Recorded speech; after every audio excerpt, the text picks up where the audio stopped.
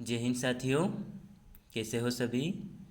स्वागत है सभी साथियों का आपके अपने YouTube चैनल दीप एकेडमी में। तो साथियों, जैसा कि आप जानते हैं, हमारी हिंदी की सीरीज़ चल रही थी जिसकी 3 क्लास हो चुकी है और आज हम चौथी क्लास लेने वाले हैं। तो उम्मीद है साथियों आपने वो 3 क्लास देखी होगी और आज की चौथी क्लास में हम पढ़ने वाले हैं सर्वनाम तथा सर्वनाम के प्रकार। ठीक है साथियों, तो आइए साथियों शुरू करते हैं हम आज की क्लास। सबसे पहले बात करते साथियों हम सबसे पहले सर्वनाम की। तो सर्वनाम शब्द जो है साथियों 2 शब्दों से मिलकर बना है, सर्व तथा नाम। इतनी बात क्लियर हुई साथियों। सर्वनाम कितने शब्दों से मिलकर बना है? 2 शब्दों से। कौन कौन से? सर्व तथा नाम। यहाँ पर सर्व का अर्थ होता है सबका तथा नाम का अर्थ होता है नाम। ठीक है साथियों, तो क्या अर्थ निकला है? सबका नाम देने वाला क्या कहलाता है साथियों? सर्वनाम कहलाता है।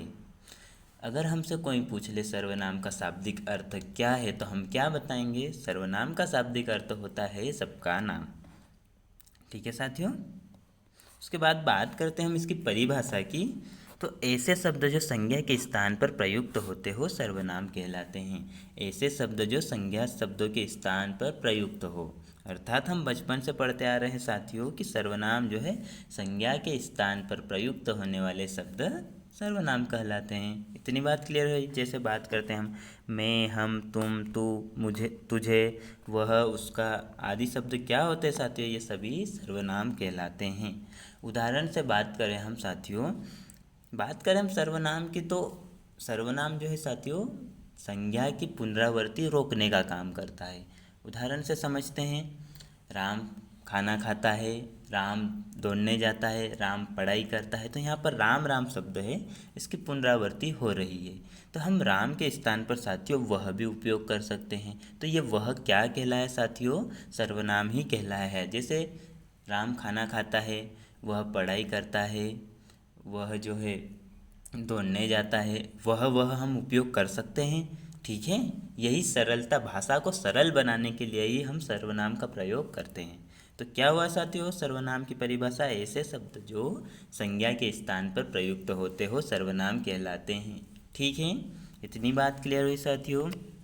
उसके बाद बात करते हैं हम सर्वनाम के भेदों की। तो सर्वनाम के भेद भी साथियों 2 प्रकार से होते हैं, प्रयोग के आधार पर तथा उत्पत्ति के आधार पर। तो प्रयोग के आधार पर जो है 6 प्रकार होते हैं और यही इम्पोर्टेंट है हमारे लिए। लेकिन इसके अलावा देखते हैं हम उत्पत्ति के आधार पर कौन कौन से होते हैं। तो उत्पत्ति के आधार पर 2 प्रकार के होते हैं, मूल सर्वनाम तथा यौगिक सर्वनाम। मूल सर्वनाम ऐसे सर्वनाम है साथियों कि ग्रामर में जो है एक 11 प्रकार के जो है सर्वनाम लिए गए हैं, उन्हें मूल सर्वनाम, और उससे उत्पन्न होते हैं वो यौगिक सर्वनाम, उसको यौगिक सर्वनाम के अंतर्गत रखा गया है। तो क्या बताएंगे हम? अगर हमसे कोई पूछ ले मूल सर्वनाम की, मूल सर्वनाम कितने हैं, तो 11 है, इतना ही याद रखिएगा। उसके अलावा वो कोई भी इम्पोर्टेंट नहीं है, हमें पढ़ने हैं प्रयोग के आधार पर 6 प्रकार। तो प्रयोग के आधार पर कौन कौन से 6 प्रकार होते हैं? पुरुषवाचक सर्वनाम, निश्चयवाचक सर्वनाम, अनिश्चयवाचक सर्वनाम, संबंधवाचक सर्वनाम, प्रश्नवाचक सर्वनाम तथा निजीवाचक सर्वनाम। कौन कौन से साथियों? पुरुषवाचक सर्वनाम, निश्चयवाचक, अनिश्चयवाचक, संबंधवाचक, प्रश्नवाचक, निजीवाचक। एक बार बोलिए मेरे साथ, कौन कौन से प्रकार सर्वनाम के 6 होते हैं? पुरुषवाचक सर्वनाम, निश्चयवाचक सर्वनाम, अनिश्चयवाचक सर्वनाम, संबंधवाचक सर्वनाम, प्रश्नवाचक सर्वनाम तथा निजीवाचक सर्वनाम। ठीक है साथियों, जानते हैं अब हम एक एक प्रकारों के बारे में। अब सबसे पहले बात करते हैं हम पुरुषवाचक सर्वनाम की।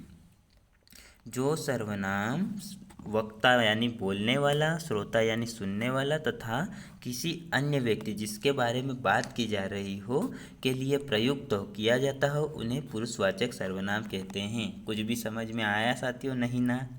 ठीक है, कोई बात नहीं, इतना याद रखिए, पुरुषवाचक सर्वनाम में स्त्री के नाम तथा पुरुष के नाम के स्थान पर जो शब्द प्रयुक्त किए जाते हैं पुरुषवाचक सर्वनाम कहलाते हैं। क्या साथियों? स्त्री तथा पुरुष के नाम के स्थान पर जो शब्द प्रयुक्त किए जाते हैं क्या कहलाएंगे? पुरुषवाचक सर्वनाम कहलाएंगे। ठीक है, इतनी बात याद रखिए। पुरुषवाचक सर्वनाम के 3 भेद होते हैं, उत्तम पुरुष, मध्य पुरुष तथा अन्य पुरुष। ठीक है, पुरुषवाचक के कितने भेद होते हैं साथियों? पुरुषवाचक के 3 भेद होते हैं। कौन कौन से?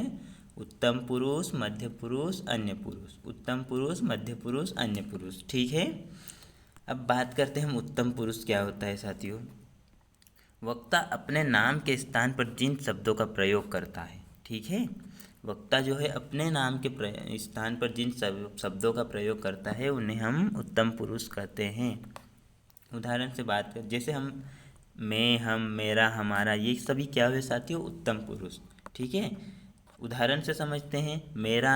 मेरे दोस्त का नाम अनिल है, मैं अजय के साथ जाता हूँ। तो यहाँ पर क्या हुआ साथियों? मैं मेरी बात कर रहा हूँ, यानी कि जो वक्ता जो है, लेखक जो है, स्वयं की बात करता है, स्वयं की बात करता हो। वहाँ पर कैसा शब्द हो जाएगा साथियों? उत्तम पुरुष। वहाँ पर कौन सा सर्वनाम का प्रयोग होगा? उत्तम पुरुष का प्रयोग होएगा। ठीक है साथियों, इतनी बात क्लियर हुई।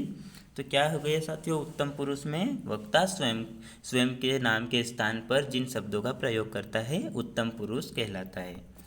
आगे बढ़ते बात करते हैं मध्यम पुरुष की। तो यहाँ पर क्या है? श्रोता या सुनने वाले व्यक्ति जिसके नाम के स्थान पर जिन शब्दों का प्रयोग करता है। ठीक है साथियों, उत्तम में क्या होता है? स्वयं के नाम के स्थान पे जो शब्द प्रयोग करते हैं उन्हें उत्तम कहते हैं, उत्तम पुरुष। ठीक है, और मध्य में क्या होता है साथियों? श्रोता या सुनने वाले व्यक्ति के नाम के स्थान पर जिन शब्दों का प्रयोग करते हैं उन्हें मध्य पुरुष कहते हैं।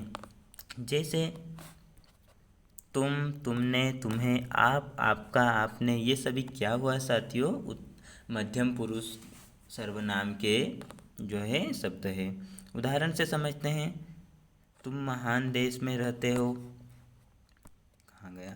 तुम महान देश में रहते हो, तुमने बहुत अच्छा खाना बनाया। ठीक है, आप बहुत अच्छे हो। तो यहाँ पर हमारी हिंदी जो है साथियों अलग, अंग्रेजी में जो है यू से हो जाता है काम, लेकिन यहाँ हमारी हिंदी जो है एक विशिष्ट भाषा है साथियों। यहाँ पर हम बड़ों को जो है अलग तरीके से बोलते हैं, बड़ों को जो है आदर के साथ बोलते हैं, छोटों को, हमारे छोटों को भी जो है कुछ अलग तरीके से बोलते हैं। इसीलिए यहाँ पर हाँ, आप, तुम, इस तरीके से शब्द का प्रयोग किया जाता है। ठीक है साथियों, तो मध्य में क्या हो गया?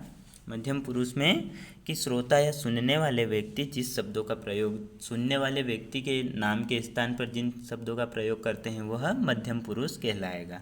इतनी बात क्लियर हुई। उत्तम में क्या हुआ? स्वयं के नाम के स्थान पर, और मध्य में क्या हुआ कि सुनने वाले या श्रोता के नाम के स्थान पर जो है प्रयोग करने वाले शब्द। अब बात करते हैं अन्य पुरुष की। जो सर्वनाम किसी अन्य व्यक्ति के लिए प्रयुक्त किया जा रहा हो उसे अन्य पुरुषवाचक कहते हैं। अर्थात साथियों, मान लीजिए ये दो व्यक्ति जो है बात कर रहे हैं, और ये बात कर रहे हैं किसी तीसरे व्यक्ति के बारे में। ठीक है, आपस में बात कर रहे हैं, लेकिन बात किसकी चल रही है? तीसरे व्यक्ति की। जैसे वह बांसुरी बजा रहा है, वह बहुत अच्छा लड़का है, उन्होंने बहुत तेज़ गाड़ी चलाई। तो वो बात किसी तीसरे व्यक्ति की कर रहा है, तो वहाँ पर कौन सा पुरुष हो जाएगा साथियों? अन्य पुरुष। तीसरे व्यक्ति के नाम के स्थान पर जो शब्द प्रयोग होते हैं वो अन्य पुरुष सर्वनाम के अंतर्गत आएंगे। ठीक है, जैसे वह, यह, वे, उन्होंने, इस तरीके के शब्द जो आते हैं अन्य पुरुष के अंतर्गत आते हैं। इतनी बात क्लियर हुई साथियों। तो क्या हुआ? पुरुषवाचक संज्ञा में, पुरुषवाचक सर्वनाम में क्या होता है साथियों? याद रखिएगा, पुरुषवाचक संज्ञा की परिभाषा तो स्त्री या पुरुष के नाम के स्थान पर जिन शब्दों का प्रयोग करते हैं हम क्या कहेंगे? उसे पुरुषवाचक सर्वनाम कहेंगे, या फिर इसकी परिभाषा में से भी बता सकते हैं। जो सर्वनाम वक्ता यानी बोलने वाला, श्रोता यानी सुनने वाला तथा किसी अन्य व्यक्ति के लिए जिसके विषय में बात की जा रही हो के लिए प्रयुक्त किया जाता हो उन्हें पुरुषवाचक सर्वनाम कहते हैं। ठीक है, और पुरुषवाचक सर्वनाम के कितने भेद होते हैं? तो हम क्या बताएंगे? पुरुषवाचक सर्वनाम के 3 भेद होते हैं, उत्तम पुरुष, मध्यम पुरुष और अन्य पुरुष। उत्तम पुरुष, मध्यम पुरुष, अन्य पुरुष। ठीक है, उत्तम पुरुष क्या होता है? स्वयं के बारे में बात करें, स्वयं के नाम के स्थान पर जो शब्द प्रयुक्त होते हैं। मध्यम पुरुष क्या हुआ? सुनने वाले के नाम के स्थान पर जो शब्द प्रयुक्त होते हो। और अन्य क्या हुआ? किसी अन्य व्यक्ति के नाम के स्थान पर ऐसे शब्द प्रयुक्त होते हो अन्य पुरुष के अंतर्गत आएंगे। ठीक है साथियों, इतनी बात क्लियर हुई। अब बात करते हैं दूसरे प्रकार की। तो साथियों दूसरा प्रकार है निश्चयी वाचक सर्वनाम। नाम से ही स्पष्ट हो गया साथियों, निश्चयी वाचक सर्वनाम अर्थात निश्चितता का बोध हो रहा हो। ठीक है, ऐसे सर्वनाम इस सर्वनाम से निकट या दूर के व्यक्ति और वस्तु के निश्चितता का बोध हो। अर्थात साथियों ऐसे सर्वनाम जो या दूर हो या निकट हो लेकिन उसकी निश्चितता का बोध हो, दूर हो निकट हो ये मायने नहीं रखता है, लेकिन वो निश्चितता का बोध हो। यहाँ पर जैसे यह, वे, इस, उससे, इस तरीके के शब्द आते हैं। ठीक है, उदाहरण से देखते हैं हम इसे। यह मेरा मोबाइल है। ठीक है, यह मेरा मोबाइल है, तो ये क्या हो साथियों, एक निश्चितता का बोध हुआ। वे इस शहर में आ चुके हैं। ठीक है, इसी तरीके से आप वीडियो देख रहे हैं, तो ये क्या है, एक निश्चितता का बोध हो रहा है। यहाँ पर आप वीडियो देख ही रहे हैं। ठीक है साथियों, तो यहाँ पर क्या हुआ साथियों, निश्चयवाचक सर्वनाम हो जाएगा जहाँ पर निश्चितता का बोध हो। ठीक है साथियों, आगे बढ़ते हैं। अब बात करते हैं, अगला है अनिश्चिततावाचक सर्वनाम। ये भी नाम से ही स्पष्ट है साथियों, जिन सर्वनाम से किसी निश्चित व्यक्ति या वस्तु का बोध नहीं होता हो उसे अनिश्चय वाचक सर्वनाम कहते हैं। ठीक है साथियों, जैसे बात करते हैं हम, कुछ, किसी, वह, इस तरीके के शब्द जो है अनिश्चयी वाचक सर्वनाम के अंतर्गत आएंगे। उदाहरण से समझते हैं हम। कुछ बच्चे बहुत शैतान होते हैं। तो कुछ बच्चे, निश्चित नहीं हो रहा है कि कितने बच्चे साथियों, कुछ बच्चे बहुत शैतान होते हैं। किसी ने यह चिट्ठी भेजी है। किसी ने यह चिट्ठी भेजी है, किसने भेजी पता नहीं। वह बहुत खाना खाता है। निश्चित नहीं है कि कितना, 2 रोटी, 4 रोटी, 8 रोटी, लेकिन वह बहुत खाना खाता है, इतनी बात पता है हमें। ठीक है,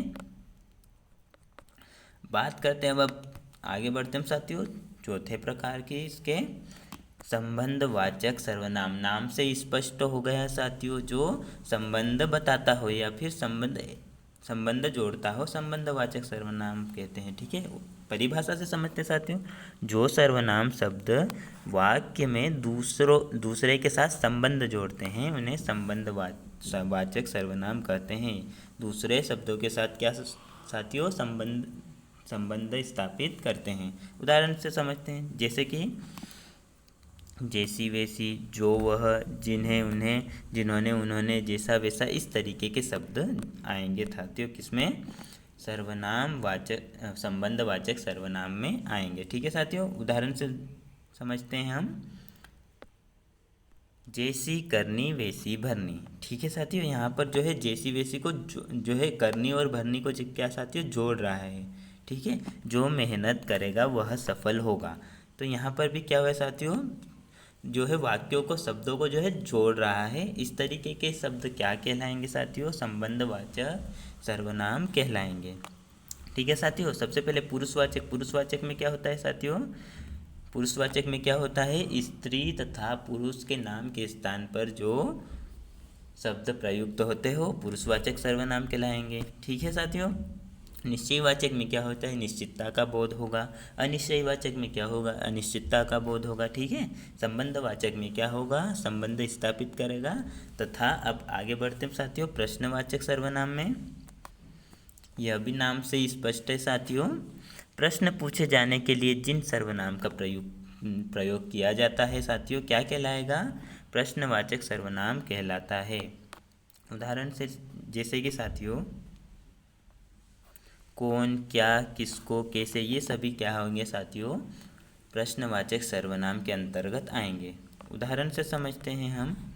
अनिल के साथ कौन है, यह नोट किसका है, अजय को क्या चाहिए। तो यहाँ पर साथियों जो है कौन, किसका, क्या आया, ये सभी क्या कहलाएंगे, प्रश्नवाचक सर्वनाम कहलाएंगे। उसके बाद आगे बढ़ते हैं हम साथियों निजवाचक सर्वनाम की। तो निजवाचक सर्वनाम क्या होता है, जो सर्वनाम स्वयं या कर्ता के लिए प्रयुक्त किया जाता हो उन्हें निजीवाचक सर्वनाम कहते हैं। यहाँ पर भी क्या होता है साथियों, स्वयं के लिए या निजी के लिए उपयोग किया जाता है। अब हमने पढ़ा था उत्तम पुरुष में भी तो ऐसा ही होता है साथियों, पढ़ा था ना कि उत्तम पुरुष कहाँ गया, तो उत्तम पुरुष में भी तो स्वयं के लिए ही हो रहा हो, और यहाँ पर हमने निजवाचक देखा, यहाँ पर भी तो स्वयं के लिए हो रहा है। अब आपका प्रश्न होगा कि सर ऐसा क्या है इन दोनों में अंतर, तो अंतर ये है साथियों, यहाँ पर जो है क्रिया भी स्वयं के ही द्वारा होती है। निजवाचक सर्वनाम जहाँ लगता है वहाँ पर क्रिया भी स्वयं के ही द्वारा होती है, लेकिन उत्तम पुरुष में ऐसा नहीं है। उदाहरण से समझते हैं, जैसे कि यहाँ पर शब्द प्रयोग तो होंगे अपना, स्वयं, खुद, अपने आप, इस तरीके के शब्द जो है निजवाचक सर्वनाम में प्रयुक्त होंगे। उदाहरण से समझते हैं हम, आप अपना कार्य खुद करना चाहिए, यानी यहाँ पर क्रिया जो है खुद के द्वारा होगी साथियों। वह खुद ही घर आ गया, यानी वो जो है क्रिया उसने खुद ने स्वयं ने ही की। अजय अपने अपने आप ही पढ़ाई करता है, तो यहाँ पर साथियों पढ़ाई थोड़ा लिख लीजिएगा, सुधार कर लीजिएगा। तो अजय के द्वारा जो है पढ़ाई करने की क्रिया जो है स्वयं के ही द्वारा है, यानी कि यहाँ पर कर्ता स्वयं क्रिया करता है। वहाँ पर निजवाचक सर्वनाम जहाँ भी लगेगा वहाँ पर क्रिया स्वयं के ही द्वारा होगी। ठीक है साथियों, अगर मैं आपसे पूछ लूँ, आप अपने आप उठ जाते हो, आप सुबह अपने आप उठ जाते हो, तो यहाँ पर कौन सी क्रिया हुई, निजवाचक सर्वनाम हुआ साथियों। यहाँ पर निजवाचक सर्वनाम, कौन सा सर्वनाम का प्रयोग तो होगा, निजवाचक सर्वनाम के ही उदाहरण है। जैसे और बात करते हैं हम, आपने अपने कपड़े अपने आप धो लिए, बोलने की ज़रूरत नहीं पड़ी, तो यहाँ पर भी किसका उदाहरण हो जाएगा, निजवाचक सर्वनाम का उदाहरण हो जाएगा। ठीक है साथियों, उम्मीदें समझ गए होंगे। आगे बढ़ते साथियों, अब बात करते सर्वनाम संबंधित महत्वपूर्ण जानकारी की। सर्वनाम शब्द में जो है लिंग से पहचान नहीं होती है। ठीक है साथियों, सर्वनाम शब्दों की पहचान लिंग से बिल्कुल भी नहीं होती है। लिंग की पहचान के लिए क्रिया की सहायता लेनी पड़ती है। जैसे उदाहरण से समझते हैं, वह गाना गाता है, वह गाना गाती है। यहाँ पर वह शब्द पता नहीं चल रहा है कि लड़के के लिए उपयोग किया गया या लड़की के लिए उपयोग किया गया, लेकिन यहाँ पर हम क्रिया से जान सकते हैं कि यह जो है किसके लिए उपयोग किया गया है। जैसे वह गाता है, तो यहाँ पर साथियों वह गाता है यानी ये लड़के के लिए उपयोग किया गया है। वह गाती है यानी कि ये लड़की के लिए उपयोग किया गया है। ठीक है साथियों, मेरे को, तेरे को, ऐसे शब्द अशुद्ध माने जाते हैं। यहाँ पर ऐसे शब्दों की जगह नहीं होती है हिंदी व्याकरण में, ऐसे शब्द अशुद्ध माने गए हैं। ठीक है, किसी शब्द को किसी कथन पर बल देने के लिए सर्वनाम शब्दों को दो शब्द साथ साथ में आते हैं। अर्थात साथियों, किसी कथन पर बल देने के लिए सर्वनाम के दो शब्द साथ साथ आते हैं। जैसे कि सभी अपना अपना काम करो, तो यहाँ पर क्या हुआ साथियों, अपना अपना जो है दो बार आया, ये शब्दों को बल देने के लिए। ठीक है, तुम्हारे साथ कौन कौन आया है, तो इस तरीके के शब्द साथियों जो है क्या हो जाएंगे, किसी कथन को दो बार आते हैं तो वहाँ पर कथन पर बल दिया जाएगा, अर्थात कथन जो है कुछ विशेष रूप से कहा जाएगा। ठीक है, तो साथियों एक बार फिर से हम देख लेते हैं।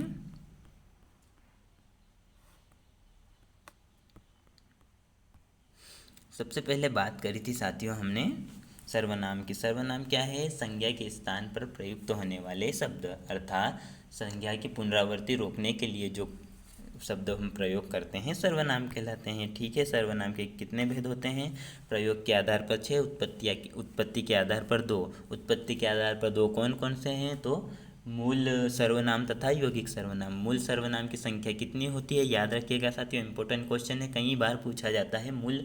मूल सर्वनाम कितने होते हैं, तो 11 प्रकार के होते हैं। ठीक है साथियों, प्रयोग के आधार पर कितने प्रकार के होते हैं सर्वनाम, प्रयोग के आधार पर 6 प्रकार के होते हैं। कौन कौन से, पुरुषवाचक सर्वनाम, निश्चयवाचक, अनिश्चयवाचक, संबंधवाचक, निजवाचक, प्रश्नवाचक और निजवाचक। ठीक है, कौन कौन से साथियों, पुरुषवाचक सर्वनाम, निश्चयवाचक सर्वनाम, अनिश्चयवाचक सर्वनाम, संबंधवाचक सर्वनाम, प्रश्नवाचक सर्वनाम तथा निजवाचक सर्वनाम। पुरुषवाचक सर्वनाम क्या होता है साथियों, इसमें याद रखिएगा आप, स्त्री के नाम तथा पुरुष के नाम के स्थान पर जो शब्द प्रयुक्त होते हैं पुरुषवाचक सर्वनाम कहलाते हैं। कितने प्रकार के होते हैं, 3 प्रकार के। कौन कौन से, उत्तम पुरुष, मध्य पुरुष, अन्य पुरुष। उत्तम पुरुष में क्या होता है, स्वयं के नाम के स्थान पर जो प्रयुक्त होता है। ठीक है, उत्तम पुरुष में आ जाएगा। फिर मध्यम पुरुष में क्या होगा साथियों, सुनने वाले के नाम के स्थान पर आ जाएगा। और अन्य पुरुष में क्या, जिसके विषय में बात की जा रही है उसके नाम के स्थान पर शब्द ऐसे प्रयुक्त होते हैं, वो अन्य पुरुष के अंतर्गत आएंगे। निश्चित में क्या होता है साथियों, निश्चितवाचक सर्वनाम में निश्चितता का बोध होता हो, अनिश्चयवाचक सर्वनाम में अनिश्चितता का बोध होता हो। ठीक है, संबंधवाचक में शब्दों को जोड़ने का काम करता है। ठीक है, प्रश्नवाचक में यहाँ पर जो साथियों प्रश्न का बोध होता है, प्रश्न। ठीक है साथियों, और निजवाचक सर्वनाम में जो है स्वयं के लिए ही प्रयुक्त किया जाता हो, लेकिन क्रिया जो है, क्रिया भी स्वयं के द्वारा होती है। कंफ्यूज नहीं होना है साथियों हमें उत्तम पुरुष तथा निजवाचक पुरुष में। ठीक है, उत्तम पुरुष भी स्वयं के लिए होता है, लेकिन वहाँ पर जो है क्रिया स्वयं के द्वारा नहीं होती है, लेकिन निजवाचक सर्वनाम में जो है क्रिया भी स्वयं के ही द्वारा होती है। ठीक है साथियों, इतनी बात पढ़ी थी साथियों हमने। ठीक है साथियों, तो आज की क्लास हम यहीं समाप्त करते हैं साथियों। उम्मीद है क्लास अच्छी लगी होगी। पीडीएफ के लिए आप 9179529680 इस नंबर पर आप व्हाट्सएप पर मैसेज कर देना साथियों। वीडियो अच्छा लगा हो तो वीडियो को लाइक कर देना, चैनल को जो है सब्सक्राइब तो ज़रूर कर लेना साथियों। कमेंट करके बताना वीडियो कैसा लगा, और अपने दोस्तों में साथियों शेयर ज़रूर कर दीजिएगा। तो धन्यवाद साथियों, मिलते हैं हम अगली क्लास में। जय हिंद साथियों।